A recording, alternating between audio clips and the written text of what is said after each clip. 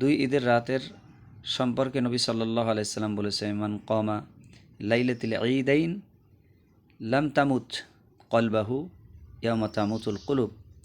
নবী সাল্লাল্লাহু আলাইহি সাল্লাম বলেছেন, যাহারা ঈদের রাতে, বিশেষ করে দুই ঈদের রাতে যাহারা জাগ্রত থাকবে, জাগ্রত থাকার অর্থ হলো জাগ্রত থেকে ইবাদত বন্দেগী করবে, কিয়ামুল লাইল করবে, কোরআনের তেলাওয়াত করবে ইত্যাদি যাহারা করবে, কিয়ামতের ওই কঠিন ময়দানে যখন সমস্ত লোকের দিল আত্মা মরে যাবে, তখনও তাদের দিল মরবে না, তখনও তাদের দিল সচেতন থাকবে। এর দ্বারা উদ্দেশ্য হলো তখন তাহারা অত্যন্ত খুশি থাকবে, আনন্দিত থাকবে, তাহাদের জান্নাতে যাওয়ার রাস্তা তাদের জন্য সহজ হয়ে যাবে। প্রিয় ভাইরা, এই জন্য আসুন আমরা সকলে এই ঈদের রাতে আমরা জাগ্রত থাকি এবং প্রতিদিনের মতো মাহে রমজানে প্রতি রাতে যেমন আমরা ইবাদত করেছি, ঠিক আজকে এই পুরস্কারের রাত, এই রাতেও আমরা ইবাদত বন্দেগী করার চেষ্টা করি, মহান আল্লাহ তাআলার সন্তুষ্টি অর্জন করার চেষ্টা করি।